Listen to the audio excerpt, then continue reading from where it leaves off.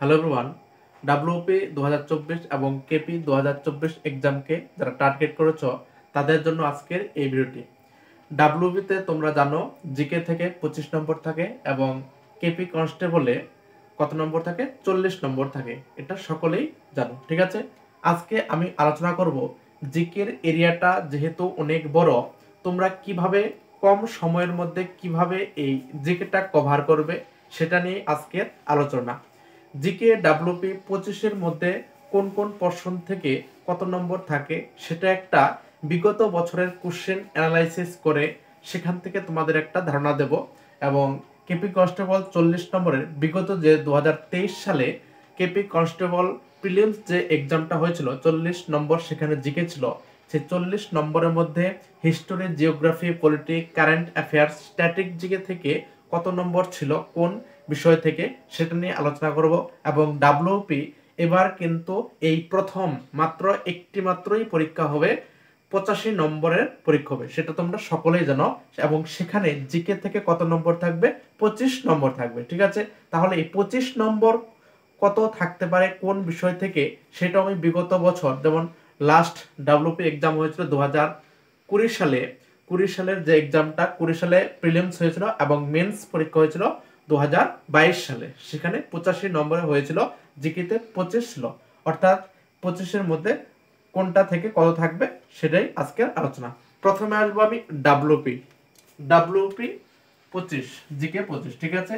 WP GK 25 নম্বর। জিকের জন্য আমাদের কি পড়তে হয়? হিস্টোরি পড়তে হয়, তারপর কি পড়তে হয়? জিওগ্রাফি পড়তে হয়, সায়েন্স পড়তে হয়। এই তিনটা সাবজেক্ট থেকে ম্যাক্সিমাম নম্বর থাকে, ঠিক আছে। এবং তার সঙ্গে স্ট্যাটিক জিকে থেকে প্রায় এই সমানভাবে কোশ্চেন আসে। এই চারটা পোরশন অবশ্যই সব থেকে ভালোভাবে পড়তে হবে, ঠিক আছে। তারপর তোমরা কি করবে, আমি এদিকে লিখি, মোটামুটি পড়লেই হবে, ওভারঅল উপরে উপরে দেখলেই হবে পলিটি বা ইকোনমি, অর্থাৎ পলিটি এবং ইকোনমি, ঠিক আছে। আমি আলাদা করে লিখে দিলাম। এবং তার সঙ্গে কারেন্ট অ্যাফেয়ার্স, এগুলো মোটামুটি একটু একটু দেখলেই হলো। এই তিনটি সাবজেক্ট যেটা লিখলাম এখান থেকে বেশি একটা নাম্বার আসে না, ঠিক আছে। বেশি নম্বর কোথা থেকে আসে? এই চারটি সাবজেক্ট যে লিখলাম, হিস্টোরি, জিওগ্রাফি, সায়েন্স এবং স্ট্যাটিক জিকে, এখান থেকে ম্যাক্সিমাম নম্বর আসে, ঠিক আছে। তাহলে বিগত 2022 সালে যে ডাব্লিউপির মেন্স পরীক্ষা হয়েছিল সেখানে জিকেতে 25 নম্বর ছিল। 25 নম্বর কোন সাবজেক্ট থেকে কত এসেছিল? হিস্টোরি থেকে এসেছিল তোমার 6টা কোশ্চেন। হিস্টোরি থেকে এসেছিল কয়টা কোশ্চেন? 6টা কোশ্চেন। এবং জিওগ্রাফি থেকে কোশ্চেন এসেছিল 7টা, ঠিক আছে। হিস্টোরি থেকে 6টা, জিওগ্রাফি থেকে 7টা এবং সায়েন্স থেকে এসেছিল 3টি কোশ্চেন। এবং স্ট্যাটিক জিকে থেকে এসেছিল কয়টা? 6টা, ঠিক আছে। তাহলে এই চারটা সাবজেক্ট কিন্তু ভালোভাবে তোমাকে আয়ত্ত করে যেতে হবে। আমি পরের একটা ভিডিওতে মানে আলাদা আলাদা ভাবে একটা ভিডিও বানিয়ে দেবো, হিস্ট্রির জন্য আলাদা ভিডিও বানিয়ে দেবো। হিস্ট্রিতে কোন কোন টপিকগুলো পড়ে গেলে সেখান থেকে তোমরা কমন পাওয়ার একটা চান্স পাবে, ঠিক আছে। আলাদা করে ভিডিও বানিয়ে দেবো, history, geography, science, static GK কোন কোন পোরশন পড়তে হবে সেটা আমি আলাদা আলাদা ভাবে একটা ভিডিও করে দেবো, ঠিক আছে। এবার সেই পলিটি থেকে একটা কোশ্চেন আসছিল, ইকোনমি থেকে কোনো কোশ্চেন আসেনি বিগত বছরে 2022 সালে যে মেন্স পরীক্ষা হয়েছিল। এবং কারেন্ট অ্যাফেয়ার্স থেকে 2টি কোশ্চেন আসছিল, ঠিক আছে। এবারও এই পলিটি, ইকোনমি থেকে 2024 সালে 2 থেকে 3 নম্বর থাকতে পারে, এই পলিটি এবং ইকোনমি মিলিয়ে, ঠিক আছে। এর জন্য মোটামুটি প্রিভিয়াস ইয়ার্সের কোশ্চেনগুলো পড়ে গেলেই হবে। ডাব্লিউপির যে মেন্স বা প্রিলিমসের যে বিগত বছরের কোশ্চেনগুলো আছে সেখান থেকে পরে একটা ধারণা নেবে। এবং কারেন্ট অ্যাফেয়ার্স 2 থেকে 3 নম্বর আসতে পারে, এই 2024 সালেও 2 থেকে 3 নম্বর আসতে পারে, এর বেশি কোশ্চেন থাকবে না, ঠিক আছে, কারেন্ট অ্যাফেয়ার্সে। এবং হিস্টোরি এইভাবেই তোমরা ধরে রাখবে, হিস্টোরিতে 6-7 থাকতে পারে, জিওগ্রাফিতে 7 কিংবা 5, কমতে পারে বাড়তে পারে। বেশিরভাগ চান্স এই 7-এর উপরে যাবে না, 6-7-এর মধ্যে থাকবে, ঠিক আছে। 24-এ 6-7-এর মধ্যে থাকবে। সায়েন্সে একটু বাড়তে পারে, বর্তমানে যে পরীক্ষাগুলো হচ্ছে সেখানে দেখা যাচ্ছে সায়েন্সে একটু বেশি কোশ্চেন আসে। এখানে ধরে রাখো 4-5 নম্বর থাকতে পারে, ঠিক আছে, সায়েন্সের ক্ষেত্রে। এবং স্ট্যাটিক জিকের ক্ষেত্রেও একই কথা, 5 থেকে 6 নম্বর থাকতে পারে। অর্থাৎ তোমাকে এই history, geography, science, static GK এটা ভালোভাবে রপ্ত করতে হবে এবং এগুলো মোটামুটি একটু বেসিকটা জানলেই হবে, ঠিক আছে।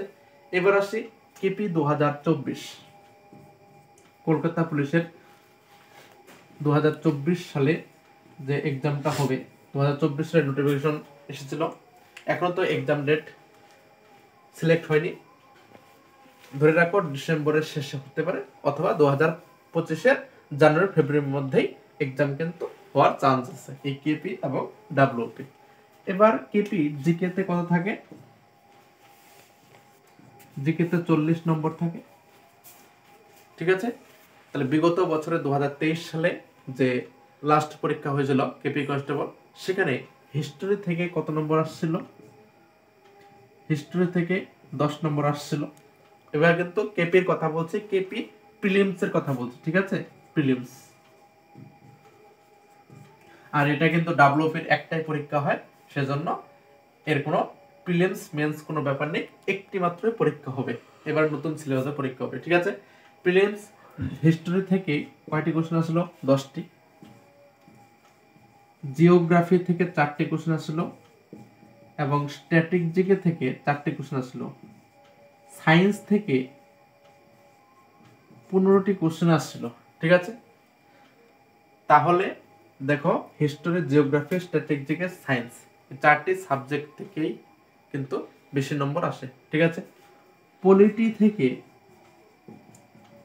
2টি কোশ্চেন আসছিল এবং কারেন্ট অ্যাফেয়ার্স থেকে 2টি কোশ্চেন আসছিল এবং ইকোনমি থেকে 3টি কোশ্চেন আসছিল, ঠিক আছে।